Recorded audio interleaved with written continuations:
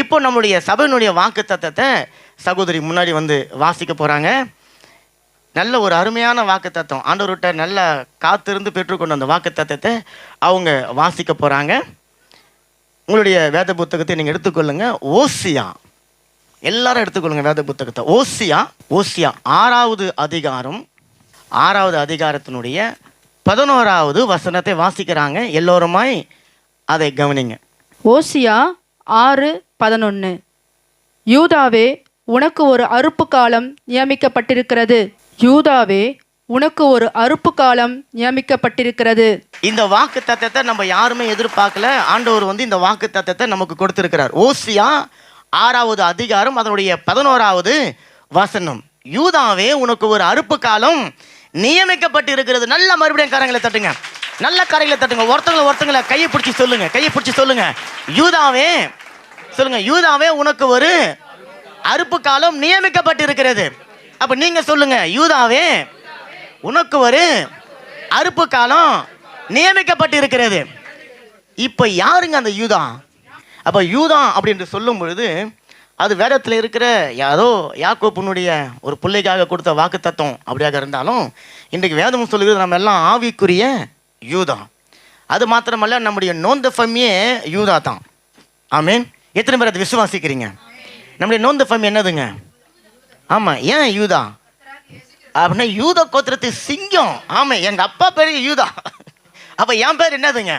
அப்போ உங்களுடைய நோந்த ஃபம்மி எல்லாம் யூதா. அப்போ ஆண்டவர் சொல்கிறார், உங்களுக்கு இந்த வார்த்தையை கேட்கிறவர்களுக்கு கர்த்தர் இன்னைக்கு சொல்கிறார், ஒரு அறுப்பு காலம் நியமிக்கப்பட்டு இருக்கிறது. அப்போ 2025வது ஆண்டுக்கான சபையினுடைய வாக்கு தத்துவம் இதுதான்.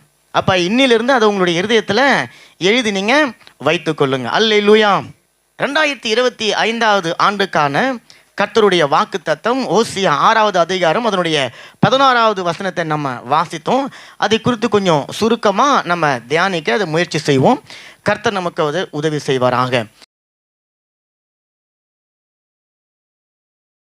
இந்த புதிய ஆண்டினுடைய முதல் ஆராதனை, வாக்குத்தத்த ஆராதனைக்கு வந்திருக்கிறவங்க ஒவ்வொருவரையும் மீண்டுமாய் நாங்கள் இயேசு கிறிஸ்துவின் நாமத்தினாலே வாழ்த்தி நாங்கள் வரவேற்கிறோம். இப்போ நம்ம வாசித்த வேத பகுதி ஓசியா 6வது அதிகாரம் அதனுடைய 11வது வசனத்தில், யூதாவே, உனக்கு ஒரு அறுப்பு காலம் நியமிக்கப்பட்டிருக்கிறது. ஆமேன்.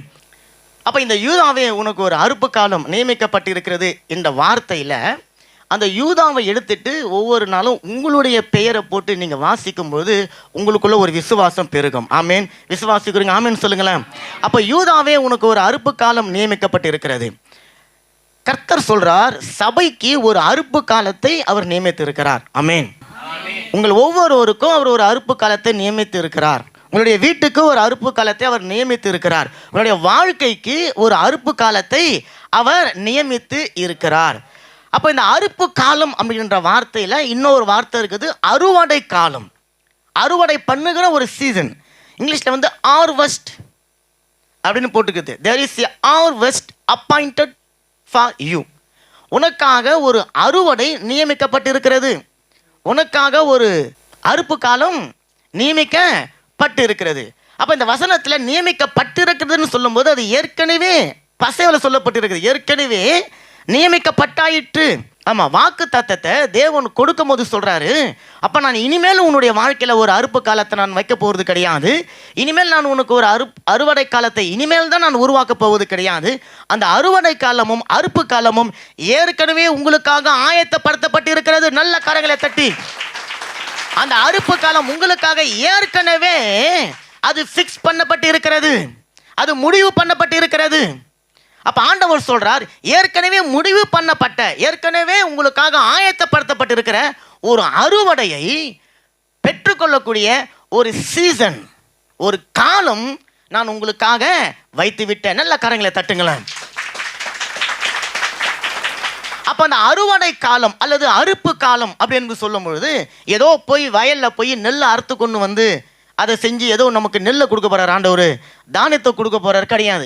அறுவடை காலம் அப்படின்னு சொன்னாலே அது சந்தோஷத்தின் காலம். ஆமேன். அது மகிழ்ச்சியின் காலம், அது ஒரு ஆனந்தத்தின் காலம்.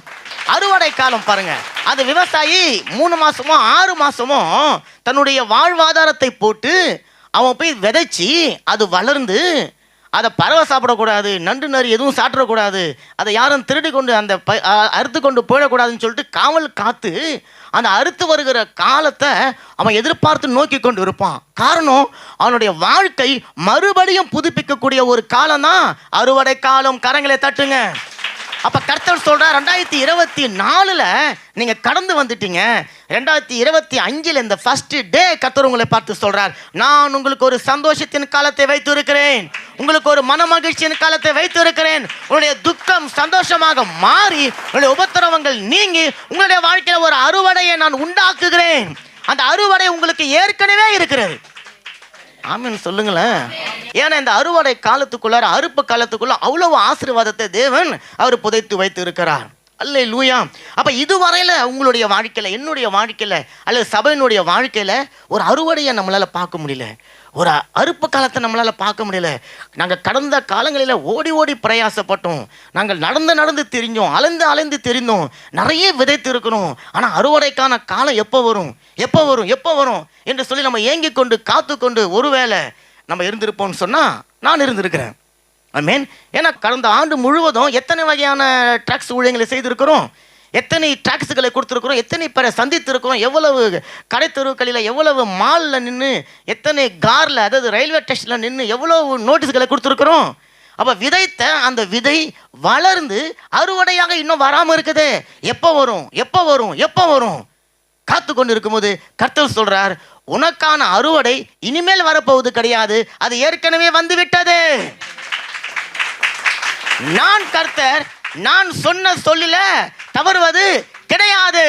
வாக்கு தத்தத்தை கொடுத்த உடனே வசனம் சொல்லுது, விதைத்த உடனேயே வந்துடும் ஒன்று பறவை வந்து என்ன பண்ணாத எடுத்துன்னு போயிடும். ஏன்? அதுக்கப்புறம் உங்களுக்குள்ள விசுவாசமே வரக்கூடாது. ஆனால் ஆண்டவர் சொன்னார், இல்லை, இந்த அறுப்பு காலம் இனிமேல் வச்சாதான் பிசாசால் திருட முடியும். அது ஏற்கனவே அந்த அறுப்பு காலத்தை நான் வச்சுட்டேன், ஆயத்தப்படுத்தி வச்சுட்டேன். நீங்க அதை இப்போது வந்து பெற்றுக்கொள்ள வேணும், அவ்வளோதான் உங்களுடைய வேலை என்று சொல்லி கர்த்தர் சொல்லுகிறார். அப்போ நல்லா கவனிங்க, நான் சொல்லியிருந்தேன் இந்த அறுப்பு காலம் எப்போ வரும், இந்த அறுவடை காலம் எப்போ வரும் என்று சொல்லி நான் ஏங்கி கொண்டிருந்ததை போலவே இந்த வாக்கு தத்தத்தை பெற்றுக்கொண்ட அந்த ஜனங்களும் ஏங்கி கொண்டிருந்தாங்க. அப்போ இந்த ஓசியா 6வது அதிகாரத்தினுடைய 11வது வசனத்தில் உனக்கு ஒரு அறுப்பு காலம் நியமிக்கப்பட்டிருக்கிறது அப்படின்னு சொன்னபோது அந்த ஜனங்களெல்லாம் எப்போ ஆண்டவரே எப்போ ஆண்டவரே அப்படின்னு சொல்லி கேட்டாங்க இல்லைங்களா? அவங்க எந்த சூழ்நிலையில் இருந்தாங்க நான் சுருக்கமாக சொல்லிடுறேன். அப்போ ஓசியா புத்தகத்தை எடுத்து நீங்கள் வாசித்து பார்த்தீங்கன்னா, இஸ்ரவேல் ஜனங்கள் அடிமையாய் ஒரு தேசத்தில் இருக்கிறாங்க. அப்போ அவங்களுடைய அந்த அடிமையினுடைய அந்த காலம், அவங்க அடிமையாக இருக்க வேண்டிய அந்த காலம் முடியக்கூடிய அந்த கடைசி நேரத்தில் இருக்கிறாங்க. அவங்களுக்கு வாக்கு தத்தமாக, அதாவது அவங்களுக்கு எச்சரிக்கையாக தேவன் சொல்லிட்டார், 70 வருடங்கள் நீங்கள் வந்து அடிமைகளாக புரதேசத்தில் இருப்பீங்க அப்படின்னு சொல்லியாச்சு. அப்போ அந்த வருடங்கள் நிறைவேற போகிறது. அப்போ அந்த ஜனங்கள் எதிர்பார்த்து கொண்டு இருக்கிறாங்க, எப்போ நாங்கள் விடுதலையாக போகிறோம், எப்போ நாங்கள் எங்களுடைய சொந்த தேசத்துக்கு போக போகிறோம், எப்போ எங்களுடைய வாழ்க்கையில் ஒரு சந்தோஷத்தை நாங்கள் பார்க்க போகிறோம், ஒரு மன மகிழ்ச்சியை நாங்கள் பார்க்க போகிறோம், ஒரு கொண்டாட்டத்தை நாங்கள் பார்க்க போகிறோம், எங்களுடைய இருதயம் எப்போது களி கூற போகிறது என்று சொல்லி அவங்க ஏங்கி தவித்து கொண்டிருக்கும் போது அவருடைய ஏக்கத்தை அறிந்தவர், அல்லேலூயா, அவருடைய பாடுகளை அறிந்தவர், அவருடைய துக்கங்களை அறிந்த தேவன் தன்னுடைய தீர்க்கதரிசி மூலமாக அனுப்பி சொல்லுகிறார், யூதாவே, எல்லாரும் சொல்லுங்க, யூதாவே, உனக்கு ஒரு அறுப்பு காலம் நியமிக்கப்பட்டிருக்கிறது. இப்ப சொல்லுங்க, உங்க பேரை சொல்லி சொல்லுங்க, எனக்கு ஒரு அறுப்பு காலம் நியமிக்கப்பட்டிருக்கிறது. அப்ப எப்ப வரும் எப்ப வரும் எப்ப வரும் ஏங்கிக் கொண்டிருந்தாங்க. எப்ப வரும் சொல்லிட்டார், நியமிக்கப்பட்டுச்சு. எப்ப பட்டது தெரியாது, எப்ப கிடைக்கும் தெரியாது. எடுத்து வாசிங்க, ஓசியா 6வது அதிகாரம் 3வது வசனம் எடுத்து வாசிங்க ஒருத்தவங்க.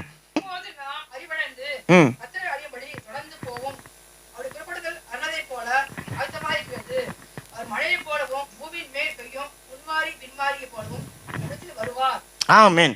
இந்த வார்த்தை கொஞ்சம் பெருசா இருக்கு. அதுல நமக்கு முக்கியமான ஒரே ஒரு வார்த்தை, அவருடைய புறப்படுதல்.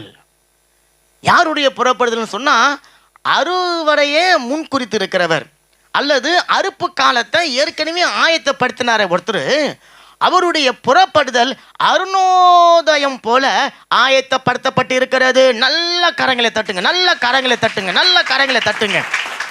அப்ப அருணோதயத்தை போல அவருடைய புறப்படுதல் ஆயத்தப்படுத்தப்பட்டிருக்கிறது. அப்ப அருணோதயம் என்றால் என்ன? அருணோதயம் என்று என்னன்னு தெரிஞ்சாதான் அதனுடைய புறப்படுதல் எப்படி இருக்கும்னு சொல்லி நமக்கு தெரியும். அருணோதயம் அப்படின்னு சொன்னா இரவு கடந்து அதிகாலையில சூரியன் பூமியின் மேல தன்னுடைய கதிர்களை வீச பண்ணுகிற ஒரு நேரம். நல்லா கவனிச்சிங்க, 1000 கையை வச்சு அதை தடுத்தாலும் அதனுடைய சூரிய வெளிச்சத்தை பூமியின் மேல படாதபடிக்கு ஒருவராலையும் தடுக்க முடியாது. அப்ப அருணோதயம் என்பது பூமியில இருக்கிற இருள் நீங்க மடிக்காங்க, உலகத்துக்கு வெளிச்சத்தை கொடுக்க மடிக்காங்க. அந்த அருணோதயம் எழும்புவதை போல கர்த்தராகிய இயேசு கிறிஸ்து சிறைப்பட்டிருந்த ஜனங்களுடைய வாழ்க்கையில சந்தோஷத்தை கொடுக்க, சமாதானத்தை கொடுக்க அவர் புறப்பட்டு விட்டார். கரைகளை தட்டுங்க. ஒரு அருணோதயம் புறப்படுவதை போல அவர் ஆயத்தமாகி விட்டார். அவர் சொல்றாரு, உங்களுக்கான ஒரு அறுப்பு காலம் நியமிக்கப்பட்டு விட்டது. அப்ப சடுதியில சொல்லுங்க, சடுதியில துரிதமாக, ஆமா துரிதமாக தேவன் சொல்றாரு, உங்களுக்கு ஒரு அறுப்பு காலத்தை நான் வச்சிருக்கிறேன். எப்ப அது? துரிதமா, சீக்கிரமா, உடனே சம்பவிக்கும் என்று சொல்லி கர்த்தர் சொல்லுகிறார். கரைகளை பார்த்து சொல்லுங்க. இப்ப பக்கத்துல இருக்கிறவங்களை பார்த்து சொல்லுங்க, ஏன்னா இந்த வாக்குத்தத்தம் உங்க வாழ்க்கையில முதல்ல நடக்கணும். பக்கத்துல இருக்கிறவங்களை பார்த்து சொல்லுங்க, எனக்கு ஒரு அறுப்பு காலம் உடனே வந்துருது. என்ன பார்த்து சொல்லி, என்ன பார்த்து சொல்லுங்க, உனக்கு, ஆமா சொல்லுங்க, எனக்கு ஒரு அறுப்பு காலம் வந்துருச்சு. எனக்கு ஒரு அறுப்பு காலம் வந்துருச்சு. உங்க பக்கத்துல யாரும் இல்லைன்னா திரும்பி சொல்லுங்க, பக்கத்துல பார்த்து சொல்லுங்க, சொல்லுங்க சொல்லுங்க சொல்லுங்க. அப்பா அப்பா உங்களுக்கு ஒரு அறுப்பு காலம் வந்துருச்சு. ஆமா, நீங்க நினைக்காதீங்க, மற்றவங்களை பார்த்து சொல்லுங்க. ஆமா ஆமா, அப்போ நீங்க மற்றவங்களை பார்த்து சொல்லுங்க. ஆமேன், அறுப்பு காலம் வந்தாச்சு. ஆமேன், அறுப்பு காலம் வந்துட்டுன்னு சொன்ன உடனே யாராவது உட்காந்து காத்துன்னு இருப்போம்? காத்துன்னு இருக்க மாட்டோம். அடுத்த நிமிஷம் ஏஞ்சி ஓடுவோம். ஓடி போய் அந்த அறுப்பு காலத்தின் பலனை பெற்றுக்கொள்ள நம்ம வாஞ்சியா இருப்போம். ஆண்டவர் சொல்றார், மகனே மகளே, கடந்த ஆண்டு முழுவதும் நீ கண்ணீரோடு விதைச்சிருப்ப, கவலையோடு விதைச்சிருப்ப, எதிர்பார்ப்போடு வந்திருப்ப, ஏக்கத்தோடு வந்திருப்ப. உன்னுடைய வாழ்க்கையில ஒருவேளை ஏமாற்றம் இருந்திருக்கலாம், அல்லது நீ எதிர்பார்த்த ஒரு அறுவடையை உன்னால பார்க்காம இருந்திருக்கலாம், அல்லது எதிர்பார்த்த விளைச்சல மகசூலை உன்னால பார்க்க முடியாம இருந்திருக்கலாம். நானு உனக்காக ஒரு அறுப்பு காலத்தை ஏற்கனவே முன்குறித்து வைத்து விட்டேன். அது அருணோதயத்தை போல அதை எழும்புவதை ஒருவராலும் தடுக்க முடியாது. அல்லேலூயா.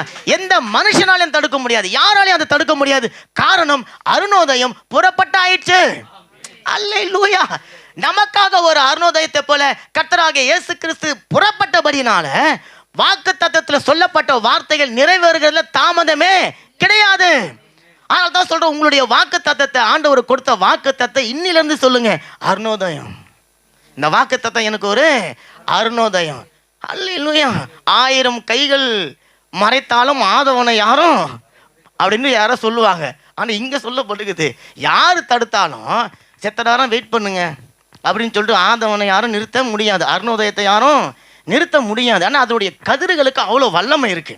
ஆமேன். அப்ப தேவன் சொல்றார், அந்த ஆதவனை போல நான் புறப்பட்டுட்டேன். இனி உங்களுடைய வாழ்க்கையில அறுவடை தடை செய்ய யாருக்குமே அதிகாரம் கிடையாது. அல்லேலூயா. அப்ப இந்த வாக்கு தத்துவம் வேதத்துல சொல்லும்போது யூதாவுக்கு கொடுக்கப்பட்டு இருக்கிறது. அப்ப இன்றைக்கு யூதா என்றால் என்ன அர்த்தம்? துதி, பிரைஸ். கர்த்தரை துதிக்கிற ஒரு ஜனத்தை பார்த்தா ஆண்டவர் சொல்றார், இன்னைக்கு நீங்க வந்து இருக்கிறீங்க, கர்த்தரை துதிச்சு இருக்கிறீங்க. ஆண்டவர் சொல்றார், உங்களுக்கு தான் நான் ஒரு அறுப்பு காலத்தை வச்சிருக்கிறேன்.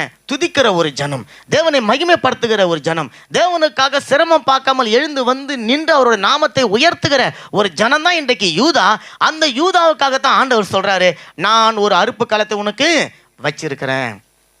வேதத்தில் ஒரு சில வாக்கு தத்தங்கள் பொதுவான வாக்கு தத்தங்கள்.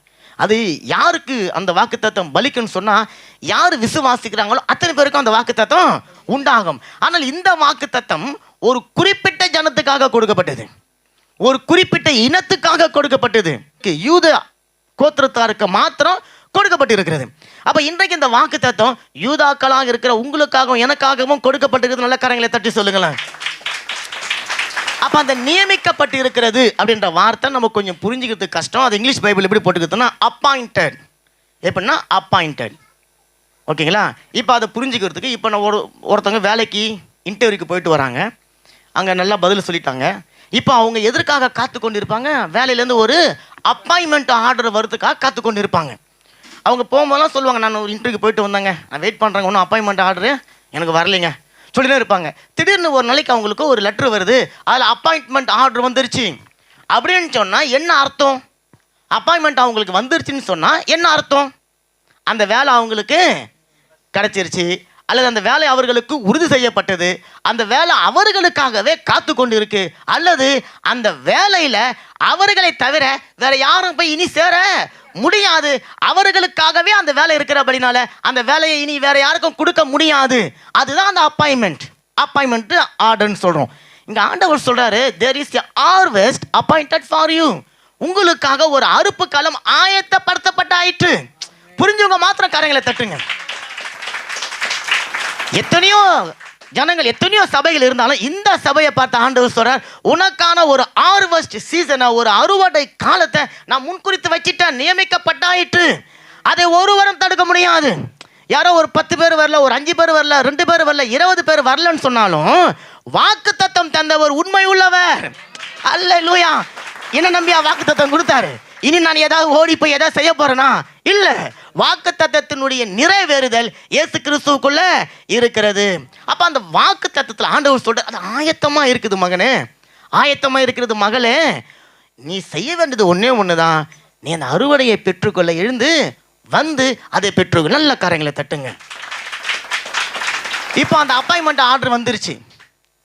இப்போ அந்த மனுஷன் அல்லது அந்த மனுஷி அப்பாயின்மெண்ட் ஆர்டர் வந்து பிறக்கா, நான் பார்ப்போம், எனக்கு டைம் இருந்தால் நான் அந்த இடத்துக்கு நான் போகிறேன், என்னால் இங்கே முடிஞ்சாக்கா நான் அந்த இடத்துக்கு போகிறேன்னு சொல்லின்னு இருப்பாங்க. அப்பாயின்மெண்ட் ஆர்டர் வந்த மாத்திரத்தில் கிளம்பி ஓடிடுவாங்க இல்லைங்களா? இப்போ ஆண்டவர் அதான் சொல்கிறாரு, இப்போ நீங்கள் ஆயத்தமாகணும். ஏன்னா அப்பாயின்மெண்ட் உங்களுக்கு ரெடி ஆயிடுச்சு, உங்களுக்கான வேலை வந்தாச்சு, வேலையினால பலன் உங்களுக்கு வந்துருச்சு, அதை பெற்றுக்கொள்ள நீங்கள் ஆயத்தமாகணும். நீ ஆயத்தமாகு, மற்றவங்களையும் ஆயத்தப்படுத்து என்று சொல்லி கர்த்தர் சொல்கிறார். அப்போ உங்களுக்காக வைக்கப்பட்டிருக்கிற அந்த அப்பாயின்மெண்ட், அந்த அறுவடை காலத்தை ஆண்டவர் ஏற்கனவே அவர் நியமித்து வைத்திருக்கிறபடினால அதை ஒருவனுக்கும் அவர் கொடுக்க போவது கிடையாது. ஏசாயா 62:8-9 இப்படி சொல்லுது, இனி நான் உன் தானியத்தை உன் சத்துருக்களுக்கு ஆகாரமாக கொடேன், உன் பிரயாசத்தினால் ஆகிய உன் திராட்சை ரசத்தை அந்நிய புத்திரர் குடிப்பது இல்லை என்று கர்த்தர் தமது வலது கரத்தின் மேலும் தமது வல்லமையுள்ள புயத்தின் மேலும் ஆணையிட்டார். அதை சேர்த்தவர்களே அதை புசித்து கர்த்தரை துதிப்பார்கள், அதை கூட்டி வைத்தவர்களே என் பரிசுத்த ஸ்தலத்தின் பிரகாரங்களில் அதை குடிப்பார்கள். இந்த வசனத்தில் நீங்க ஒரு காரியம் கவனிக்கணும். ஆண்டவர் தமது வலது கரத்தின் மேலும் தமது வல்லமை உள்ள புயத்தின் மேலும் ஆணையிட்டு ஒரு காரியம் சொல்றார். என்ன சொல்றாரு? நான் உனக்காக ஒரு அறுவடையை வச்சிருக்கிறேன், ஒரு அறுப்பு காலத்தை வச்சிருக்கிறேன், அந்த அறுவடையெல்லாம் அறுப்பு காலத்தை நீ பெற்றுக்கொள்வதற்காக நான் தானியத்தை வச்சிருக்கிறேன், அந்த தானியத்தை இனி நான் எடுத்து சத்துருக்களுக்கு அது ஆகாரமா கொடுக்க மாட்டேன். இது எவ்வளவு பெரிய ஒரு வாக்குத்தத்தம் பாருங்க. உனக்காக, உன்னுடைய சபைக்காக, உன்னுடைய குடும்பத்திற்காக, உன்னுடைய பிள்ளைக்காக, உன்னுடைய கணவனுக்காக, உன்னுடைய மனைவிக்காக கர்த்தர் உண்டு பண்ணி வைத்திருக்கிற ஆசீர்வாதத்தை எடுத்து வேற யாருக்கும் நான் கொடுக்க மாட்டேன். வெறும் வாயால சொல்லல, அவருடைய நாமத்தினாலும் அவருடைய வல்லமையின் மேலையும் அவருக்கு இருக்கிற அதிகாரத்தினால அதை அவர் என்ன பண்றாரு? ஆணையிட்டு சொல்றாரு. கரையில தட்டுங்க. ஒன்றும் இல்லைங்க, ஆண்டவர் சத்தியம் பண்றாருங்க. சத்தியம் பண்றார், நான் செய்யறேன், உங்க தானியத்தை உங்களுக்கு மட்டும் தான் கொடுப்பேன், வேற யாருக்கும் நான் கொடுக்க மாட்டேன்னு சொல்றாரு. ரெண்டாவது, அந்த தானியத்தை எப்படிப்பட்டவங்க புசிப்பாங்கன்னு சொன்னா அதை சேர்த்தவர்கள். கரையில தட்டுங்களேன். ஆண்டவர் அறுவடையை வச்சுட்டாரு, தானியத்தை வச்சுட்டாரு, யாரெல்லாம் ஓடி போய் அதை சேர்த்து கொள்கிறார்களோ அவர்கள் தான் அதை புசிப்பார்களாம். அவர்கள் அதை புசித்து கர்த்தரை துதிப்பார்கள். ரெண்டாவது, அதை கூட்டி வைத்தவர்களே, அதை கூட்டி சேர்த்தவர்களே அந்த ஸ்தலத்தில், தேவனுடைய ஸ்தலத்தில் வந்து அதை குடிப்பார்கள். அப்ப என்ன சொல்லுது வசனங்க? ஆண்டவர் சொல்றார், உனக்காக நான் வைத்திருக்கிற தானியத்தை எடுத்து வேற யாருக்கும் கொடுக்க மாட்டேன். நீ எவ்வளவுக்கு எவ்வளவு தானியத்தை நீ வந்து சேர்த்து கொள்றியோ அந்த தானியத்தை நீ தான் புசிப்ப. நல்ல இப்ப காரங்களை தட்டுங்க, நல்ல காரங்களை தட்டுங்க. அப்போ சென்ற ஆண்டு முழுவதும் ஒரு பெரிய அறுவடைக்காக நம்ம சபை காத்து கொண்டிருந்தது. சபையில் இந்த ஒவ்வொரு குடும்பம் காத்து கொண்டு இருந்தோம். சரீரத்தில் உங்களுக்கு ஒரு அறுவடை வேணும் தானே? உங்களுடைய குடும்பத்தில் ஒரு அறுவடைன்னு சொன்னால் சந்தோஷம், அந்த கணக்கு வச்சுக்கொள்ளுங்க. அல்லது ஒரு ஆசீர்வாதம். அப்போ உங்களுடைய சரீரத்தில் ஒரு ஆசீர்வாதம் வேணும், உங்களுடைய குடும்பத்தில் ஒரு ஆசீர்வாதம் வேணும், நீங்கள் செய்கிற தொழிலில் ஒரு ஆசீர்வாதம் வேணும், கணவன் மனைவி உறவுல ஒரு ஆசீர்வாதம் வேணும், பொருளாதாரத்தில் ஒரு ஆசீர்வாதம் வேணும். போன வருஷம் பொத்தல் பையில போனது போல அநேகருடைய பொருளாதாரம் வீணாய் போனது. ஆமென். சபைக்கு அநேகர் வந்தாங்க, அநேகர் போனாங்க. அப்ப நம்மளுடைய அறுவடை தாமதமாக்கி கொண்டு இருக்கிறத நாம பார்த்தோமோ பார்க்கலையோ, கர்த்தர் பார்த்தாரு. அவர் சொல்றார், உன்னுடைய பிரயாசத்தை நான் பார்த்தேன், உன்னுடைய வாஞ்சையை நான் பார்த்தேன், நீ எனக்காக வயனாக்கியம் உள்ளவனாய் இருந்ததை நான் பார்த்தேன், நீ எனக்காக ஓடுனதை பார்த்தோம், உழைத்ததை பார்த்தேன், விதைத்ததை பார்த்தேன். ஆனா உன்னுடைய கண்கள் இன்னும் அறுவடையை பார்க்கல. நீ பார்க்காததை இந்த ஆண்டு நான் உன் கண்கள் காணபடிக்கு செய்ய போகிறேன். உன் கண்களால பார்க்காத ஒரு பெரிய அறுவடையை உன் கண்கள் காணபடிக்கு இந்த ஆண்டு நான் செய்ய போகிறேன். என்ன ஒரு சந்தோஷமான வாக்குத்தத்தத்தை. நல்ல கரங்களை தட்டுங்க. ஏன்னா அந்த வாக்குத்தத்தத்தை கொடுக்கும்போது தேவன் அப்படிப்பட்ட ஒரு வார்த்தைகளை சொல்லியிருக்கிறார். இந்த வாக்கு தத்தத்தை கொடுத்தவர் உண்மை உள்ளவர். ஆமென். அதை நீங்க விசுவாசிங்க. இப்போ நல்லா கவனிச்சுக்கோங்களேன். இந்த வாக்கு தத்தத்தை இஸ்ரவேல் ஜனங்களுடைய சிறையிருப்பின் அந்த முடிவுல தேவன் கொடுக்கிறார். அதான் முக்கியமான பாயிண்ட். அது ஒரு முடிவு வரணும். ஆண்டவர் வைத்திருந்த ஒரு முடிவு வரணும். எல்லாத்துக்கும் ஒரு முடிவு உண்டு. விதைக்க ஒரு காலம் உண்டு, அறுக்க ஒரு காலம் உண்டு. அதை விதைக்க ஒரு காலம், அறுக்க ஒரு காலம், நட ஒரு காலம், நட்டதை பிடுங்க ஒரு காலம். அப்ப தேவன் ஒரு சில காரியங்களை பிடுங்குவார், ஒரு சில காரியங்களை அவர் நம்முடைய வாழ்க்கையில நாட்டுவார், ஒரு சில காரியங்களை உங்களுக்குள்ள விதைப்பார், விதைத்ததை அவர் அறுப்பார். அவர்கிட்ட யாரும் போய் கேட்க முடியாது, ஏன் ஆண்டவர்னு கேட்க முடியாது. அப்ப ஆண்டவர் ஒரு காலத்தை வச்சிருக்கிறார், அதனுக்கும் ஒரு காலத்தை தேவன் வைத்திருக்கிறார். இங்க இஸ்ரவேல் ஜனங்களுடைய அந்த சிறையிருப்பின் முடிவுல இந்த வாக்குத்தத்தத்தை அவர் கொடுக்கிறார். நல்லா கவனிச்சிங்களா? சிறையிருப்பினுடைய முடிவில் இருக்கிற ஒரு மனுஷன் அறுவடைக்காக காத்துன்னு இருப்பான். ஏன் தேவன் வந்து அறுப்பு காலம் வைக்கிறாரு? அவங்களுக்கு அறுப்பு காலம் தேவையில்லையே, விட்டா போதும், என் சொந்த தேசத்துக்கு நான் ஓடி போயிடுவேன் அப்படின்னு நினைத்து கொண்டு இருக்கிற ஜனங்களை பார்த்து ஆண்டவர் சொல்றாரு, உங்களுக்கு ஒரு அறுப்பு காலம் நியமிக்கப்பட்டு இருக்கிறது. அப்போ அந்த சிறையிருப்பில் இருக்கிற ஜனங்களுடைய வாழ்க்கையை பாருங்களேன். நம்ம ஏற்கனவே அதை குறித்து நிறைய யோசனை பண்ணியிருக்கிறோம். அவங்களால பேச முடியாது, சொந்தமாக ஒரு காரியத்தை தியானிக்க முடியாது, எடுத்துக்காட்டி செய்ய முடியாது. ஆனால் தேவன் சொல்றார், அப்படிப்பட்ட ஜனங்களை பார்த்து உனக்கு ஒரு அறுப்பு காலத்தை நான் வைத்திருக்கிறேன். ஆமென். ஏன் அறுப்பு காலம்னு சொன்னால் அதை நம்ம பின்னாடி பார்ப்போம். அந்த அறுப்பு காலம் சொன்னது போல அதில் ஒரு சந்தோஷம் இருக்கிறது, அதில் ஒரு சமாதானம் இருக்கிறது, அதில் ஒரு மகிழ்ச்சி இருக்கிறது. அந்த காலத்தில் அறுப்பு காலம் வந்துட்டா களத்தில் நெல்லுங்களை கொண்டு வந்து வச்சுட்டு அங்கே ஆடல் பாடல் அவ்வளோ சத்தமாக சந்தோஷமாக இருக்கும். ஏன்னு சொன்னால் அந்த விதைத்தினுடைய வாழ்க்கையில் ஒரு மறுமலர்ச்சி வந்து இருக்கிறது, அவனுடைய வாழ்க்கையில் ஒரு கொண்டாட்டம் வந்து இருக்கிறது, ஒரு பெரிய பண்டிகையை போல கொண்டாடின காலங்கள் உண்டு. அப்போ ஆண்டவர் சொல்றார், நீ வந்து அவமானப்பட்டு இருந்த, நீ நிந்தைப்பட்டு இருந்த, நீ ஒடுக்கப்பட்டிருந்த, நெருக்கப்பட்டிருந்த, உனக்கு ஒரு அறுப்பு காலம் வைத்திருக்கிறேன். விடுதலை மாத்திரம் கிடையாது, விடுதலையோடு கூட சேர்ந்து உனக்கு ஒரு கொண்டாட்டத்தின் காலத்தை வைத்திருக்கிறேன், மன மகிழ்ச்சியின் காலத்தை வைத்திருக்கிறேன். உன்னுடைய மனம் திராட்சை ரசத்தை குடித்து செழித்து இருக்கிறதை போல நான் வைத்திருக்கிறேன். அதனாலதான் ஒரு அறுப்பு காலத்தை நான் வச்சிருக்கிறேன். அல்லேலூயா. அப்ப அந்த அறுப்பு காலத்தை நம்ம ஏதோ ஏக்கத்தோடு எதிர்பார்த்து காத்து கொண்டிருக்க தேவையில்லை. ஏதோ எதிர்பார்த்து இலவு காத்த கிளியை போல காத்து கொண்டிருக்க தேவையில்லை. காரணம், அருணோதயம் புறப்பட்டு விட்டா. உங்களுக்காக எனக்காக காரியங்களை செய்ய எடுத்துக்கட்டி செய்வதற்காக அருணோதயம் நமக்காக புறப்பட்டு. ஆமென். அப்ப சென்ற வருடத்துல அறுவடையை எதிர்கொள்வதற்கு அல்லது அறுவடைக்கான ஒருவேளை பிரயாசத்தை ஒரு சிலர் செஞ்சிருக்கலாம், ஒரு சிலர் அதை அசட்டியா விட்டு இருக்கலாம். இப்போ சபையில் இருக்கிற அத்தனை பேரும் டாக்ஸ் கொடுக்க போனோம் இல்லை, ஒரு சிலர் வந்தாங்க, ஒரு சிலர் அதில் முடியல, சூழ்நிலைகள் அதுக்கு சாதகமாக இல்லை, அல்லது உங்களுக்கு குடும்ப காரியத்தில் கூட ஒரு சில காரியங்களை குடும்பத்தில் இருக்கிற 5 பேருமா ஏஞ்சி ஓடி போய் செஞ்சீங்க இல்லை, ஒரு நன்மைக்காக காத்திருந்தீங்க, ஒரு ஆசீர்வாதத்துக்காக நீங்கள் காத்திருந்தீங்க. ஆனால் அதற்காக எல்லாருமே உழைக்கல, அதற்காக எல்லாருமே பிரயாசப்படலை, அதற்காக எல்லாருமே ஓடி போய் காரியங்கள் எடுத்து செய்யலை.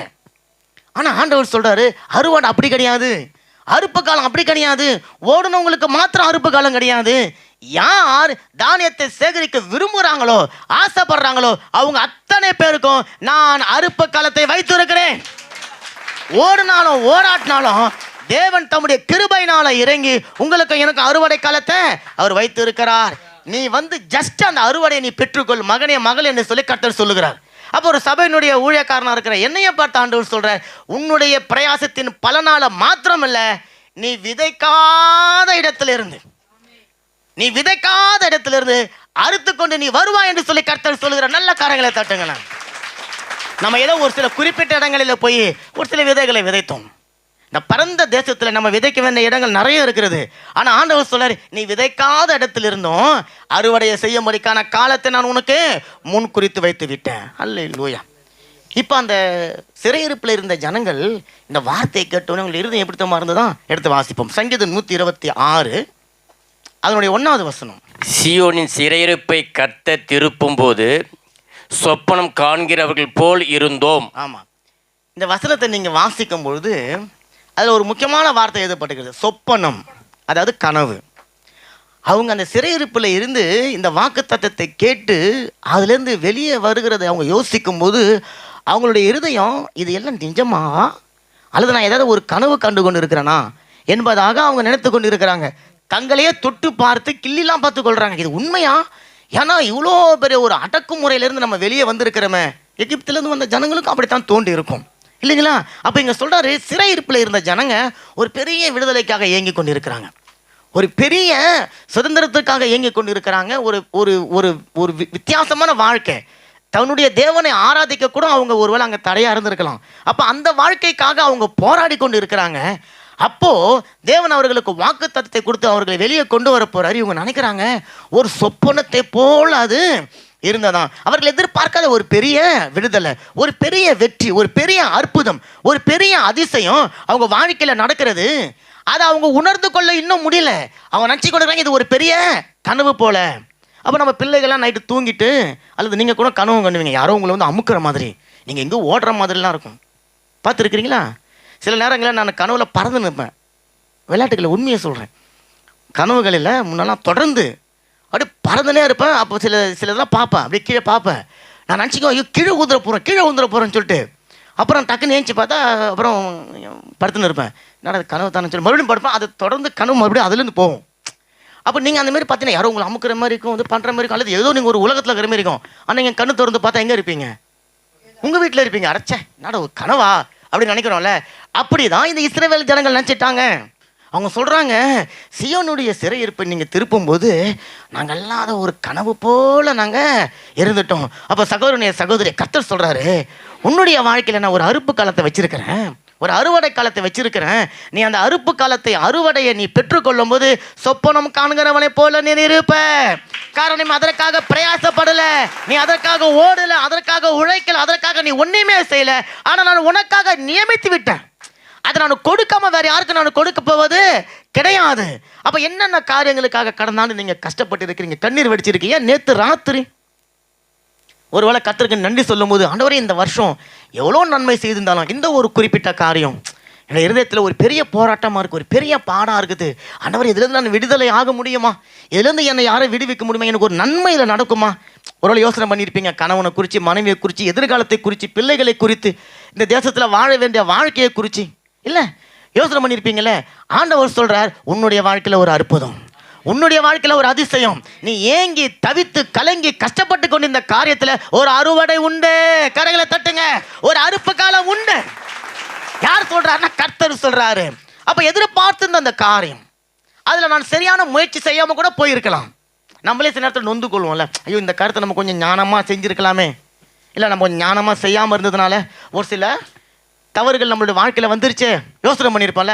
ஆண்டவர் சொல்றாரு, பரவாயில்ல, நீ இனி முந்தினதை நினைக்காத, பழசெல்லாம் யோசிக்காத, நான் உனக்கு ஒரு புதிய காரியத்தை செய்ய போறேன். என்ன தெரியுமா? உன்னுடைய வாழ்க்கையில ஒரு அறுவடை. அந்த அறுவடையை பெற்றுக்கொள்ள நீ எழுந்து வந்து அதை உனக்காக்கி கொண்டாலே போதும், உன்னுடையதாக மாற்றிக்கொண்டாலே போதும். அன்னைக்கு மண்ணா கொட்டும் போது ஆண்டவர் சொல்ற, நீ போ, உனக்குரியதை நீ எடுத்துக்கொள். அங்கே பத்தாம் இருந்துச்சா இருக்காது இல்லை, அவர்களுக்கு தேவையானது கிடைச்சது. அப்போ ஆண்டவர் சொல்ற, அப்படிப்பட்ட ஒரு ஆசீர்வாதமான காரியத்தை உன்னுடைய வாழ்க்கையில் நான் வச்சிருக்கிறேன். அதே சங்கீதம் 122வது வசனம். அப்பொழுது தம்முடைய வாய் நகைப்பினாலும் நம்முடைய நாவு ஆனந்த சத்தத்தினாலும் நிறைந்தது. போதும். அப்பொழுது நம்முடைய வாய் நகைப்பினாலும் நம்முடைய நாவு ஆனந்த சத்தத்தினாலும் நிறைந்திருந்தது.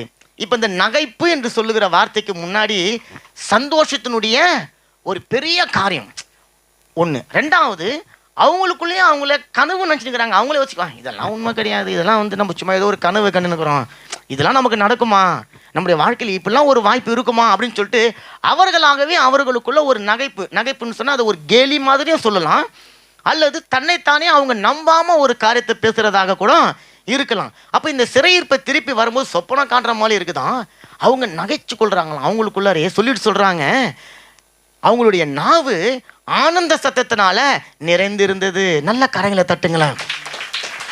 அந்த ஜனங்கள் கனவுன்னு நினைக்கிறாங்க. அது வந்து ஒரு நகைப்பா கூட இருக்கும். ஒரு சும்மா நம்மளாவே ஒரு பிரம்மைக்குள்ள போறோம் என்று சொல்லி நினைத்து கொண்டிருந்தாலும் அவர்களை அறியாம அவருடைய வாய் ஆனந்த சத்தத்தினால நிறைந்திருக்கிறது. தேவனுடைய நாமத்தை மகிமைப்படுத்துகிறாங்க. கர்த்தரை துதித்து கொண்டு இருக்கிறாங்க. தேவனுடைய வார்த்தைகளை சொல்லி புகழ்ந்து கொண்டு இருக்கிறாங்க.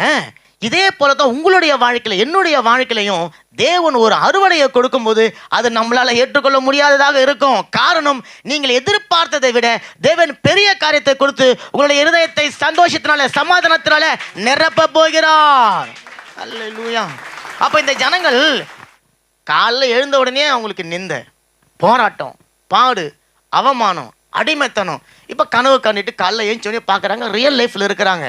அப்ப அவங்களுக்கு ஒரு இந்த வார்த்தைலாம் உண்மையா, தீர்க்கதரிசி வந்து சொன்னது ஒருவேளை கனவா இருக்கும், கர்த்தர் கொடுத்த வாக்கு தத்துவம் ஒருவேளை கனவா இருக்கும். நீ நாட்டப்படுவாய், நீ இந்த தேசத்துல கட்டப்படுவாய், உன்னுடைய வம்சம் செழிக்கும். இப்போ உங்களுக்கு கூட கொடுத்த வாக்கு தத்துவம் நீங்க யோசனை பண்ணி பாருங்க.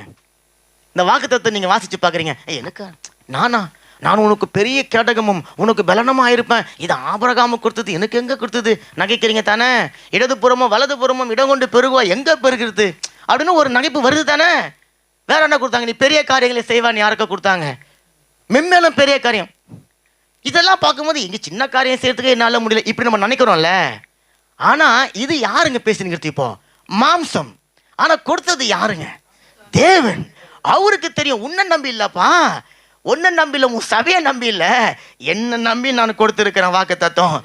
எனக்கு தெரியும் இந்த வாக்கு தத்துவத்தை நான் நிறைவேற்றி முடிக்க வல்லவர் என்பதை நான் அறிஞ்சிருக்கிறேன். இன்னைக்கு நீ அறிந்து கொள்ளணும். அல்லேலூயா. அப்ப என்ன போராட்டத்தில் நீங்க இருந்திருக்கிறீங்க? எந்த கண்ணீர்ல இருந்திருக்கீங்க? வேதனையில இருந்திருக்கிறீங்க? அநேக நேரத்தில் இருதயம் பாருங்க அப்படியே ஒரு திகில் சூழ்ந்து இருக்கும் பாத்தீங்களா? அநேக நேரம் இருதயம் அப்படியே நம்மளை நெருக்கி கொண்டு உடைக்கப்பட்ட சூழ்நிலை நம்ம இருந்திருக்கிறோம். நான் இருந்திருக்கிறேன் நிறைய நேரங்களில்.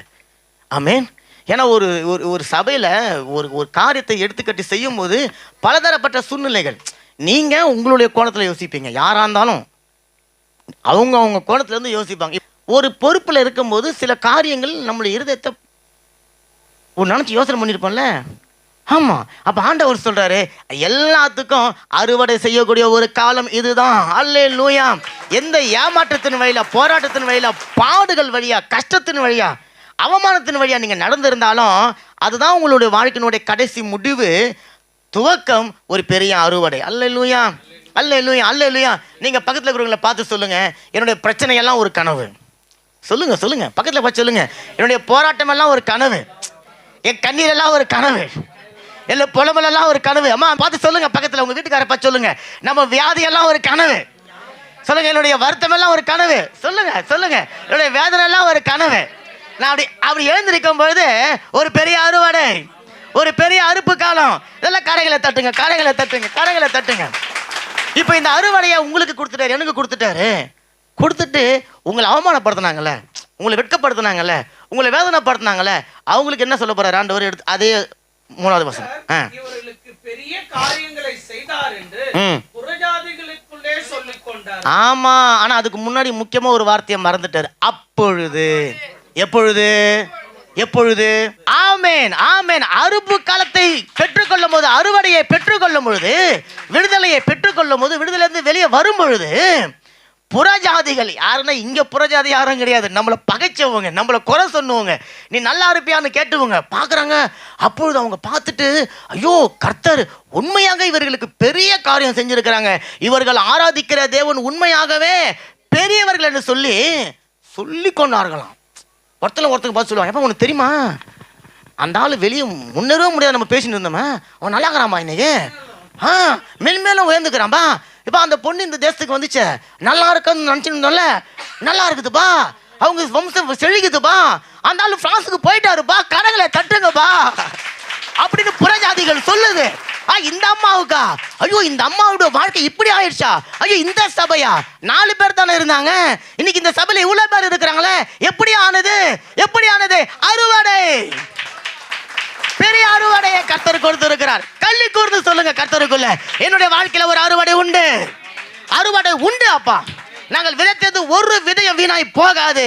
காரணம், எங்கள் தேவன் எங்களுடைய வாழ்க்கையில அறுவடையை அல்லேலூயா அவர் உண்டு பண்ணி வச்சிட்டாரு. எனக்கு ஒரு அறுவடை காலம் உண்டு.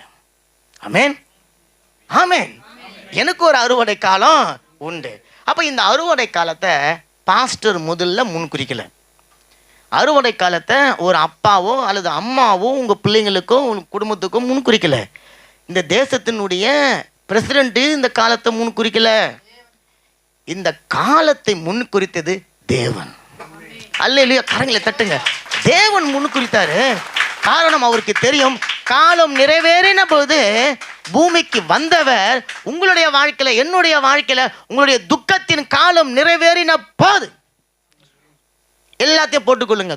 துன்பத்தின், பாடின், கண்ணீரின், வருத்தத்தின், வேதனையின் காலம் நிறைவேறின போது இருள் மறைந்து அதிகாலை வரும்போது தான், இருளில் நீங்கள் சூரியனை தேடவே முடியாது, அது நினைச்சாலும் நீங்கள் பார்க்க முடியாது. அதுக்குன்னு ஒரு காலம் வரணும். அந்த இருள் முடியணும், அந்த இருள் முடியணும், அந்தகாரம் முடியணும். முடியும் போது அருணோதயம் எழுந்திருக்க. உங்களுடைய வாழ்க்கையில 2025 அருணோதயத்தின் ஆண்டு. உலகத்துக்கு எப்படி வேணாலும் இருக்கட்டும், ஆனா தேவனை ஆராதிக்கிற உங்களுக்கு, எனக்கு, ரெகோபோத்துக்குள்ள வந்தவங்களுக்கு ஒரு அருணோதயத்தை கர்த்தர் உண்டாக்கி வைத்து விட்டார். இப்ப யோவேல் 2:23 எடுத்து வாசிங்க. அந்த அருணோதயம் எப்படிப்பட்ட அருணோதயம்? 2:23. சீயோன் குமாரரே, உங்கள் தேவனாகிய கர்த்தருக்குள் மிகுந்து களி கூறுங்கள். அவர் தக்கபடி உங்களுக்கு முன்மாரியை கொடுத்து, உங்களுக்கு முன்மாரியும் பின்மாரியும் ஏற்கனவே வர்ஷிக்க பண்ணுவார். முதல்ல நல்ல கரைகளை தட்டுங்களேன். ஒரு விவசாயினுடைய வாழ்க்கையிலையும் எப்போ அறுப்பு காலம் வரும்னு சொன்னால், விதை விதைக்கிறதுக்கு முன்னாடி ஒரு மழை பெய்யும், அது முன்மாறி. விதை விதைத்து கதிர்கள் நெல் வருவதற்கு முன்பாக ஒரு மழை பெய்யணும், அது பின்மாறி. உங்களுக்கு அப்படி தானே சார்? ஆமாம். அப்போ பாதி நெல் நல்லா விளைஞ்ச பிறகு மழை பெய்யாது. மழை பெஞ்சால் அந்த நெல் கதிரெல்லாம் வேஸ்ட்டாக போயிடும். அப்போ நெல் வளர்த்துக்கு முன்னாடி, சும்மா ஒரு உதாரணத்துக்கு பூ மாரி வச்சுக்கோமே, அந்த இது வருத்துக்கு முன்னாடி ஒரு மழை பெய்யும்.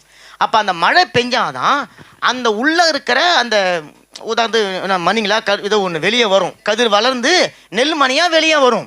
அப்போ ஆண்டவர் இங்கே சொல்கிறாரு, நான் உனக்கு அறுவடை காலத்தை முன்குறித்து வச்சுட்டேன் அப்படின்னு சொன்னால், ஏதோ மேஜிக் மூலியமாக அந்த அறுவடை காலத்தை வச்சில்ல, அந்த அறுவடைக்கு தேவையான முன்மாரியையும் பின்மாரியையும் ஏற்கனவே எப்படிங்களா ஆல்ரெடி நான் வர்ஷிக்க. அவ்வளோதான். இப்போ ஆண்டவர் சொல்கிறாரு, எப்படி அறுவடைக்கு நம்ம எதுவுமே செய்யலையே? இல்லை, நீ செய்யல, அதற்கான மழையை நான் பொழிய பண்ணிட்டேன், அதற்கான வழியை நான் செஞ்சிட்டேன், அதற்கான சத்துவத்தை நான் வச்சுட்டேன், அதற்கான ஆசீர்வாதத்தை நான் வச்சுட்டேன். இப்போ நீ அதை பெற்றுக்கொள்ள வேண்டியது மட்டும்தான் பாக்கி இருக்கிறது. கரங்களை நல்லா தட்டுங்க. அப்போ முன்மாறி நம்முடைய சபையில் ஊற்றப்பட்டு இருக்குது, பின்மாறி நம்முடைய சபையில் ஊற்றப்பட்டு இருக்கிறது. அப்போ இந்த வாக்கு தத்தத்தை ஆண்டவர் கொடுத்துட்டாரு. வர்ஷிப்புக்கு பாட்டு எடுங்கன்னு சொன்னால் சகோதரர் ஆவியானவர் பாட்டு எடுக்கிறார். என்னடா அது ஜனவரி மாதம் எங்கடா அந்த ஆவியானவர் பாட்டெலாம் பாடினுக்கிறாங்க, யார் பாடுவாங்க அப்படின்னு யோசனை மட்டும் நான் அவர்கிட்ட ஒன்றுமே சொல்லலை. அவர் சொல்லிட்டு போயிட்டார். நான் நைட்டு உட்காந்து ஆண்டவர் பேசினுக்கும் போது ஆண்டவர் சொல்கிறாரு, அந்த ஆவியானவர் பாட்டில் என்ன வார்த்தை வந்தது? வனாந்தரம். அப்படிதான். அப்போது ஆண்டவர் அறுவடையை உருவாக்குனார்னா வனாந்தரத்தில் முன்மாறி முதல்ல பெய்யணும், பெஞ்சு கொஞ்சம் வளர்ந்த பிறகு பின்மாறி ஊற்றப்படணும். அப்போ ஆண்டவர் சொல்கிறார், ஆவியானவர் பாடலை எடு. காரணம், இந்த வாக்கு தத்துவத்துக்கு ஏற்ற ஒரு பாடல் உங்களுடைய வாழ்க்கையில், என்னுடைய வாழ்க்கையில் முன்மாறி ஊற்றப்பட்டாயிடுச்சு, பின்மாறி ஊற்றப்பட்டாயிற்று. இப்போது கதிர்கள் வளர்ந்து இருக்கிறது, அறுவடைக்கான காலத்தை தேவன் நியமித்து விட்டார். இப்போ நீங்கள் போக வேண்டியது தான் பாக்கி. கையில் போகும்போது அருவாளை எடுத்துக்கொண்டு போகணும். நீங்கள் போய் அதை அறுத்து எடுத்துக்கொண்டு வந்து வீட்டில் வச்சிடணும். 6:3 வாசிங்க. ஓசியா. அவர் மழையை போலவும் பூமியின் மேல் பெய்யும் முன்மாறி பின்மாரியை போலவும் நம்மிடத்துல வருகிறார். கரங்களை தட்டுங்க, கரங்களை தட்டுங்க, கரங்களை தட்டுங்க, நல்ல கரங்களை தட்டுங்க, நல்ல கரங்களை தட்டுங்க. இங்க முதல்ல நான் ஏற்கனவே வர்ஷிக்க பண்ணிட்டேன் அப்படின்னு சொல்லிட்டாரு. 3வது வசனத்துல அவரே நமக்காக முன்மாரியாக பின்மாரியாக நம்ம கிட்ட வருகிறார். கரைகளை எல்லாம் தட்டுங்களேன். அப்ப நான் சொன்னேன், அருணோதயம் எழுந்துட்டாருன்னு சொல்லிட்டேன், அருணோதயம் புறப்பட்டாருன்னு சொல்லிட்டேன். அந்த அருணோதயம் புறப்பட்டு உங்களை சந்திக்க வருகிறார், என்னை சந்திக்க வருகிறார். நல்ல ஆமேன்னு சொல்லுங்க, நல்ல ஆமேன்னு சொல்லுங்க. அல்லேலூயா. நல்ல கரங்களை தட்டுங்களேன். ஆமேன் ஆமேன் ஆமேன் ஆமேன் ஆமேன். யோவேல் படிங்க, 23 அப்புறம் படிங்க. இப்போ வாசிச்சிங்க யோவேல் 2:23 அப்புறம் படிங்க. களங்கள் தானியத்தினால் நிரம்ப போட்டுக்குதுங்களா? தானியத்தால் நிரப்பப்படும். நிரம்பும் ஆலைகள் திராட்சரசமும் எண்ணெயும் வழிந்தோடும். ஆமா, இப்ப களங்கள் அறுவடைக்கான காலத்தை முன் குறிச்சிட்டாரு. இப்ப களங்கள் காலியா தான் இருக்குது. ஏன்னா அதை அறுக்கிறதுக்கு யாரு போகணும்? நாம தான் போனோம். போய் அறுத்து கொண்டு வந்து இங்க களத்துல வச்ச உடனே பைபிள் சொல்லுது களங்கள் இப்போ தானியத்தினால நிரப்பப்பட்டு இருக்கிறது. நல்ல கரங்களை தட்டுங்களேன். அறுவடைய தேவன் ஆயத்தப்படுத்தி வச்சுட்டாரு. இப்ப அதை கொண்டு வந்து நம்மகிட்ட கொடுக்க மாட்டார். அவர் உங்களை தேடி என்ன தேடி வந்துட்டார். எதுக்கு தெரியுமா? உங்களுக்கும் எனக்கும் உதவி செய்து அறுவடையை அறுத்து கொண்டு வந்து அந்த கதிர்களை கொண்டு வந்து களத்துல வச்சு இப்ப நீங்க அதை போரடிக்கணும், அதை தானியமாக மாற்றணும், அதை விதைகளாக மறுபடியும் மாற்றணும். பெற்றுக்கொண்டதுலேருந்து மறுபடியும் விதைகளை உருவாக்கி விதையை கொண்டு போய் விதைக்கணும், மறுபடியும் வளரணும். அப்ப ஆண்டவர் சொல்றார், அவர் நம்மிடத்துல வருகிறார். ஆமென். இப்போ உங்களுடைய களங்கள் எல்லாம் தானியத்தினால நிரம்பப்பட்டு இருக்கிறது. தேவன் சொல்றார், உங்களுக்கான ஒரு அறுவடை காலத்தை நான் வைத்து இருக்கிறேன். அல்லேலூயா அல்லேலூயா அல்லேலூயா. இப்ப நல்ல ஒரு காரியம், ஆண்டவர் உங்களுக்கான ஒரு அறுவடை காலத்தை முன்குறிச்சு வச்சுட்டாரு. நீங்க அறுக்க போறீங்க. இப்போ உங்களுடைய வாழ்க்கையில என்னுடைய வாழ்க்கையில முன்மாறி பின்மாறி மழைக்காக வேண்டிக் கொள்ள வேண்டியது ஒரு காரியம். ஆண்டவர் கிருபையா முன்மாரியை கொடுத்துட்டார், பின்மாரியை கொடுத்துட்டார். மறுபடியும் நீங்க விதைக்கணும். நீங்க களஞ்சியத்தில் கொண்டு வந்து வச்ச தானியத்தை உங்களுக்காக மாத்திரம் பயன்படுத்தக்கூடாது.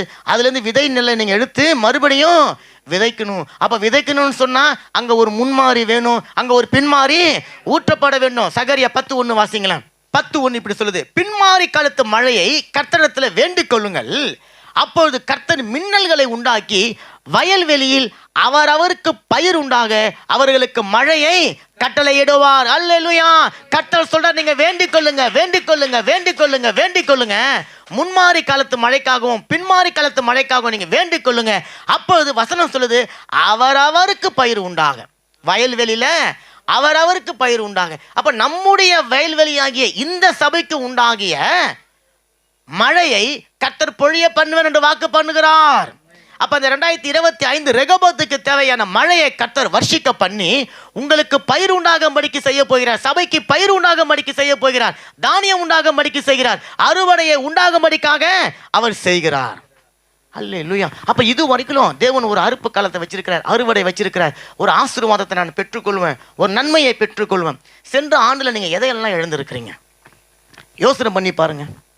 சென்ற ஆண்டு நீங்கள் உங்களுடைய வாழ்க்கையில் நிறைய காரியத்தை இழந்து போயிருக்கிறீங்க. ஆமென். நிறைய காரியத்தை தொலைச்சிட்டு இருக்கிறீங்க, நிறைய காரியத்தை நீங்கள் தவற விட்டுட்டீங்க, நிறைய காரியத்தை யாரோ திருடி கொண்டு போயிருக்கிறாங்க, நிறைய காரியத்தை உங்களிருந்து யாரோ பறித்து கொண்டு போயிட்டாங்க. ஆண்டவர் சொல்கிறாரு, அதையெல்லாம் நான் உனக்கு திரும்ப இந்த வருஷம் 2 தனையாக நான் உனக்கு கொடுக்க போகிறேன், ரெட்டிப்பான ஆசீர்வாதமாக நான் உனக்கு கொடுக்க போகிறேன். நீ இழந்ததை மாத்திரமல்ல, அன்னைக்கு தாவீதை பற்றி பார்த்தோம், அவன் சென்று இன்னொருத்தனோடதையும் அவன் சுதந்திரத்து கொண்டு வந்தான். அவன் இழந்ததை விட பல மடங்கு ஆசீர்வாதமாய் திரும்பி கொண்டு வந்தான்ல. அப்ப ஆண்டவர் சொல்றார், அந்த அறுவடை காலத்துல இந்த ஆசீர்வாதத்தை நான் வச்சு இருக்கிறேன். அப்ப நல்லா கவனிச்சு கொள்ளுங்க, இந்த அறுவடை காலத்தை, அறுப்பு காலத்தை தேவன் யாருக்கு கொடுக்க விரும்புகிறார்? இன்னைக்கு இவ்வளோ பேர் கேட்டுக்கொண்டு இருக்கிறோம். இப்போ இத்தனை பேரும் இந்த அறுவடை காலத்தை நீங்கள் சுதந்திரத்துக்குள்ள ஆசையாக இருக்கிறீங்களா? நீங்கள் வாஞ்சியா இருக்கிறீங்களா? அப்போ நீங்கள் அதுக்கு ஒரு காரியத்தை நீங்கள் செய்யணும். எடுத்து வாசிப்போம். சங்கீதம் 126, ஏற்கனவே வாசிச்ச சங்கீதம் தான், அதனுடைய 5வது வசனம். கண்ணீரோடு விதைக்கிறவர்கள் கம்பீரத்தோடு அறுப்பார்கள். போதும் போதும் போதும். வசனம் சொல்லுது, போன வருஷம் யாரெல்லாம் கண்ணீரோடு விதைச்சிருக்கிறீங்க? உங்கள் குடும்பத்துக்காக கூட இருக்கட்டும், முதல்ல உங்கள் பிள்ளைகளுக்காக, உங்கள் குடும்பத்துக்காக இருக்கட்டும். 2வது சபைக்காக யாரெல்லாம் கண்ணீரோடு விதைச்சிருக்கிறீங்க? ஒரு சின்ன ஜெபம், ஆண்டவரே எங்களோட சபைக்கு ஆத்மா வேணும் ஆண்டவரே சொல்லும் போது உங்களுடைய இதயத்திலிருந்து கவலைப்பட்டு ஜெபிச்சிருக்கிறீங்களா? ஆண்டவரே நான் போனேன், பக்கத்து சேர்ல வர வேண்டிய ஆள் வரல, அவங்க வரணும், ஜெபிச்சிருக்கிறீங்களா? ஒரு டாக்ஸி ஊழியம் கொடுக்க போறோம், அது ஜெபிச்சிருக்கிறீங்களா? அப்ப கண்ணீரோடு விதைச்சிருக்கிறீங்களா? ஆண்டவர் சொல்றாரு, யாரெல்லாம் கண்ணீரோடு விதைச்சாங்களோ, யாரெல்லாம் கண்ணீரோடு எதிர்பார்ப்போடு விதைச்சாங்களோ அவர்களுக்கு நான் அறுவடையை வைத்திருக்கிறேன். அல்லேலூயா. அப்ப சிறையிருப்பில் இருந்த அந்த ஜனங்களுடைய வாழ்க்கையை யோசனை பண்ணி பாருங்க. சமாதானமா இருந்திருப்பாங்க, சந்தோஷமா இருந்திருப்பாங்க. அவங்க அழுகையோடு வேதனையோடு எவ்வளோ ஒரு கஷ்டத்தோடு நெருக்கத்தோடு பெரிய பெரிய கனவுகளோடு இருந்திருப்பாங்க. அப்ப இன்றைக்கும் ஆண்டவர் சொல்றாரு, நம்மளும் அந்த சிறையிருப்பிலேருந்து கர்த்தர் கொண்டு வந்துட்டாரு. ஆனா இன்னும் அந்த சிறையிருப்பில் சிக்கி எத்தனை பேர் தவித்து கொண்டு இருக்கிறாங்க? யோசனை பண்ணி பாருங்க. ஆனா வெளியில இன்னும் வரவேண்டிய எவ்வளோ ஜனங்கள் இருக்கிறாங்களே, ஏன் அவங்களாம் வரல அப்படின்னு சொன்னா அவங்களுக்கும் ஒரு சிறையிருப்பு இருக்கு. அவர்களும் அந்த சிறையிருப்பிலிருந்து விடுதலை ஆவதற்காக ஏங்கி கொண்டு இருக்கிறாங்க, வருத்தப்பட்டு கொண்டு இருக்கிறாங்க, கலங்கி கொண்டு இருக்கிறாங்க. ஆனா என்ன பிரச்சனை, இந்த இஸ்ரவேல் ஜனங்களுக்கு சிறையிருப்பு இருக்கு தெரிஞ்சது, அவங்களுக்கு சிறையிருப்பு இருக்கிறது தெரியல. அவங்க தலைவிதி, இதெல்லாம் எங்களோட தலை எழுத்துங்க, அப்படித்தான் நாங்கள் இருக்கணும்னு சொல்லி இருந்து கொண்டு இருக்கிறாங்க. அப்ப ஆண்டவர் சொல்றார், அந்த ஜனங்களுக்காக பாரப்பட்டு கண்ணீரோடு ஜெபிச்சிருக்கிறீங்களா? நம்ம ஜெபிச்சிருக்கிறோமா? ஆமான்னு சொன்னா ஆண்டவர் சொல்றார், உங்களுக்கு தான் அறுவடை. அப்ப தாகத்தோடு வாஞ்சையோடு எதிர்பார்ப்போடு குடும்பத்திற்காக சபைக்காக ஜெபிக்கிற ஒரே ஒரு ஆள் நிமித்தம் ஆண்டவர் சொல்ற, இந்த அறுவடை நான் உங்களுக்கு வச்சிருக்கிறேன். நல்ல கரங்களை தட்டுங்க, நல்ல கரங்களை தட்டுங்க. சரி, நம்ம சுருக்கமா பார்க்கணும். எதற்காக ஒரு அறுவடையை உங்களுடைய வாழ்க்கையில என்னுடைய வாழ்க்கையில தேவன் கொடுக்கணும்? ஏன் அந்த அறுவடையை கொடுக்கணும்? அதனால அவருக்கு என்ன லாபம்? எடுத்து வாசிப்போம். அதே வசனம் தான் 6வது வசனம். அள்ளி தூவும் விதையை சுமக்கிறவன் அழுது கொண்டு போகிறான். போதும். முதல்ல ஆண்டவர் ஏன் அந்த அறுவடையை உங்களுக்கு எனக்கு கொடுக்குறாருன்னு சொன்னா, உங்களுடைய வாழ்க்கையில அழுகை இருக்கு, உங்களுடைய வாழ்க்கையில புலம்பல் இருக்கு, உங்களுடைய வாழ்க்கையில கண்ணீர் இருக்கு, உங்களுடைய வாழ்க்கையில கஷ்டம் இருக்கு. அந்த விதையை நீங்க எடுத்துக்கொண்டு போகும்போது வேதனையோடு போறீங்க. அந்த விதையை எடுத்துக்கொண்டு போய் நல்ல நிலமா பார்த்து விதைக்கணும்ன்ற ஒரு ஏக்கம் உங்ககிட்ட இருக்கு. நீங்க விதைக்கிற விதை வளரணும்ன்ற ஒரு ஏக்கம் இருக்கு. நீங்க விதைக்கிற விதை வளர்ந்தா கூட அது பலன் கொடுக்கணும்ன்ற ஒரு ஏக்கம் இருக்கு. நல்ல நிலத்தை நீங்க தேடி அழுது கொண்டு இருக்கிறீங்க, கலங்கி கொண்டு இருக்கிறீங்க. அந்த நிலத்தை நீங்க ஒரு பயிர் நிலமா மாற்றுவதற்கு தேவையான பல பிரயாசங்களை படுகிறீங்க. அதை நீங்க கொத்துறீங்க, களை எடுக்கிறீங்க, தண்ணீர் பாய்ச்சுறீங்க, ஏறு ஓட்டுறீங்க, எல்லாம் செய்றீங்க. இப்ப விதைக்க வேண்டிய ஒரு காலத்துல விதை எடுத்துக்கொண்டு போறீங்க. எந்த ஒரு விவசாயம் விதையை விதைக்கும் போது ஒரு எதிர்பார்ப்போடு போவான் பாருங்க. நான் விதைக்கிறேன், நான் விதைச்சது 100 மடங்கு பலன் கொடுக்கணும். அது அறுவடை நேரத்தில் தவறான எந்த வித காரியமும் வந்துவிட கூடாது. அப்போ ஆண்டவரே, கடவுளே, இந்த விதையை நான் விதைக்கிறேன், இதை நான் ஒழுங்காக அறுத்து அதனுடைய பலன் நான் பெற்றுக்கொள்ளணும். அப்போ ஆண்டவர் சொல்றாரு, எதற்காக உங்களுடைய வாழ்க்கையில் அறுவடையை கொடுக்குறான்னு சொன்னால், உங்களுடைய அழுகையை பார்த்துருக்கிறார். சகோதரனைய சகோதரி, உங்களுடைய ஆதங்கத்தை பார்த்துருக்கார், உங்களுடைய புலம்பலை பார்த்துருக்கிறார். ஆமென். நேத்து கூட யாராவது புலம்பிக் கொண்டு இருந்திருப்பீங்கன்னு சொன்னா ஆண்டவர் உங்களுடைய புலம்பலை பார்த்திருக்கிறார். ஆமென். நம்முடைய புலம்பலை ஆனந்த களிப்பாய் மாற்றுகிற தேவன். அல்லேலூயா. உங்களுடைய வாழ்க்கையில ஆனந்தத்தை கொடுக்க முடிக்காங்க, உங்களுடைய வாழ்க்கையில் அவர் அறுவடையை உண்டு பண்ணுகிறார். தொடர்ந்து வாசிங்க. ஆனாலும் தான் அறுத்த அரிகளை சுமந்து கொண்டு கம்பீரத்தோட திரும்பும். நல்ல காரியங்களை தட்டுங்க, நல்ல காரியங்களை தட்டுங்க, நல்ல காரியங்களை தட்டுங்க. இந்த 2 வசனத்துக்கு இடையில ஒரு விஷயம் இருக்குது. அவன் விதையை தூவிட்டு உடனே அறுத்துன்னு வந்துட்டானா? இல்ல. விதையை தூவ ஒரு காலம், விதையை விதைக்க ஒரு காலம், அறுக்க ஒரு காலம். இப்ப விதையை விதைத்த காலத்துல அவன் யாரை நம்பிக்கொண்டிருந்தானோ அறுப்பு காலத்திலையும் அந்த நம்பிக்கையோடு தான் போவான். அவனுடைய வாழ்க்கையில ஏமாற்றம் வருவதற்கான வாய்ப்பு உண்டு. ஆனா நீங்களும் நானும் விதைக்கும் போது யாரை நம்பி விதைச்சோம்? தேவனை நம்பி விதைச்சோம். அப்ப அறுக்கும் போது யாரை நம்பி அறுக்க போகிறோம்? அப்ப அந்த அறுவடை ஒரு நாளும் தோல்வியே ஆகாது. அந்த அறுவடையில ஒரு நாளும் குறைவு கிடையாது. அந்த அறுவடையில பூரண மகசூலை கர்த்தர் கொடுக்கிறபடினால அவன் அந்த அறுத்த அரிக்கட்டுகளை தலையில சுமந்து கொண்டு வரும்போது எப்படி வரான் தெரியுங்களா? மகிழ்ச்சியா வரான், இங்க போடல. சந்தோஷமா வரான், இங்க போடல. அவன் எப்படி வந்தானா? சிங்கத்தை போல. கரைகளை தட்டுங்க. சிங்கத்தை போல கம்பீரமாய். அல்லேலூயா. பகைவர்களுக்கு முன்பாக, எதிரிகளுக்கு முன்பாக, சத்துருக்களுக்கு முன்பாக, ஏளனம் செய்தவர்களுக்கு முன்பாக, பாரியா, நான் விதைச்ச என் தேவன் பெருக பண்ணினார், நான் அறுத்தேன், என் தேவன் எனக்கு கிருபையாய் அறுவடையை கொடுத்தார், பாருங்க என்று சொல்லி கம்பீரமாய் நடந்துவார். அப்போ இந்த வசனத்தை வாசிச்சோம். யாருக்கு கொடுத்தார் அந்த வசனத்தை? யூதாவுக்கு. துதிக்கிற ஒரு மனுஷன், ஜெபிக்கிற ஒரு மனுஷன், போராட்டங்களை பார்த்து, பாடுகளை பார்த்து, சலசலப்புகளை பார்த்து சோர்ந்து போகிற, சுருங்கி போகிற ஒரு மனுஷன் அவன் கிடையாது. அவன் தன்னுடைய நம்பிக்கையை கர்த்தர் மேல வைத்திருக்கிறான். சங்கீதக்காரன் சொல்றான், கர்த்தர் மேல உன்னுடைய பாரத்தை வச்சிடுப்பா, அவர் தான் உன்னை ஆதரிக்க முடியும். மனுஷனுங்க எல்லாரும் உங்களை கைவிட முடியும், கர்த்தர் ஒருவரே உங்களுக்கு ஆதரவு. கரங்களை தட்டுங்க. கர்த்தர் ஒருவரே உங்களுக்கு ஆதரவு. அவன் விதைக்கும் போதும் கர்த்தர் தான் ஆதரவு, அதுக்கு காவலு காக்கும் போதும் கர்த்தர் தான் ஆதரவு, அவன் கண்ணீர் விட்டும் போதும் கர்த்தர் தான் ஆதரவு, அவன் ஏங்கி கொண்டிருந்த போதும் கர்த்தர் தான் ஆதரவு, அறுவடையை அறுக்கும் போதும் கர்த்தர் தான் ஆதரவு, அறுத்ததை எடுத்து சுமந்து கொண்டு கம்பீரமாய் வரும் பொழுதும் கர்த்தர் தான் அவனுக்கு ஆதரவு. அல்லேலூயா. இப்ப அவன் கம்பீரமாய் அறுத்து கொண்டு எங்க போவான்? களத்துக்கு போறான். களம் எது? தேவனுடைய சபை. இங்கே தான் அடிக்கிறது, இங்கே தான் பிரிக்கிறது, நெல்லை தனியாக எடுக்கிறது, பதரை தனியாக ஒதுக்குறது, பதரை கொண்டு போய் எரிக்கிறது, நெல்லை கொண்டு போய் காக்கிறது. இது எல்லாமே எங்கே? களம். அப்போ ரெகபோத்து ஒரு களம், அவன் அறுத்து கொண்டு வந்து களத்தில் போடுறான். அப்போ நீங்களும் நானும் கடந்த ஆண்டுகளில் குடும்ப ரீதியான ஒரு காரியத்தில் விதைத்திருந்தாலும் அந்த ஆசீர்வாதத்தை நீங்கள் கொண்டு வந்து வைக்க வேண்டிய இடம் எதுங்க? சபை. காரையில தட்டுங்க.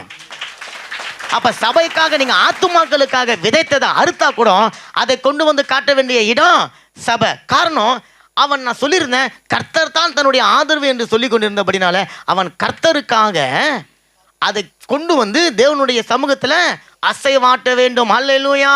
அதை அவன் சுமந்து கொண்டு வந்ததே தேவனுடைய நாமத்தினுடைய மகிமைக்காக தான்.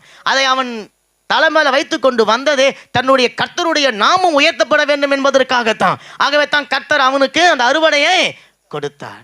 அப்போ அறுவடை காலம் வந்தது, அதை அறுத்து கொண்டு வந்தான். இப்போ நம்முடைய தேவனுக்கு ஒரு பெயர் இருக்குது. அவருடைய பெயரே அறுவடையின் எஜமானன். கரங்களை தட்டுங்க. அப்போ உங்களுடைய என்னுடைய உலகத்தில் இருக்கிற யாருடைய அறுவடைக்கும் சொந்தக்காரர்? எஜமான். அப்போ நீங்கள் எஜமான் இடத்துல வந்து முதல்ல கணக்கு கொடுக்கணும். நான் விதைச்சேன், அந்த விதைச்சலுடைய பலன் இவ்வளவுதான் என்று சொல்லி கர்த்தருக்கு கொடுக்கணும். அல்லேலூயா. அப்போ ஆண்டவர் சொல்றாரு, அந்த களத்தில் கதிர்களை கொண்டு வந்து சேர்ப்பதற்கு அதற்காக ஆண்டவர் ஒரு காரியம் சொல்றாரு. லூக்கா 10:2 அப்பொழுது அவர் அவர்களை நோக்கி, அறுப்பு மிகுது, வேலையாட்களோ கொஞ்சம், ஆகையால் அறுப்புக்கு எஜமான் தமது அறுப்புக்கு வேலையாட்களை அனுப்பும்படி அவர் வேண்டிக் கொள்ளுங்கள். அந்த 10:2 சொல்லுது பாருங்க. அப்பொழுது அவர் அவர்களை நோக்கி, அறுப்பு மிகுதி, வேலையாட்களோ கொஞ்சம், ஆகையால் அறுப்புக்கு எஜமானன். அதில் அந்த அடுத்த பரந்தத்தில் வந்து அடைப்புக்குறியில் அறுவடையின் எஜமானன் போட்டிருக்கு. அறுவடையின் எஜமானன் தமது அறுப்புக்கு வேலையாட்களை அனுப்பும்படிக்கு அவரை வேண்டிக் கொள்ளுங்கள். முதல்ல பாருங்க, அந்த அறுவடையை முன்குறித்து அவர் தான். அந்த அறுவடைக்கு சொந்தக்காரர் யாருங்க? அவர் தான். இப்போ அந்த அறுவடையை அறுத்து எடுத்துக்கொண்டு வந்து சேர்க்கறதுக்கு ஆள் அனுப்ப போறதும் யாருங்க? அவர் தான். அப்போ நீங்கள் நான் என்ன பண்ண போறோம்?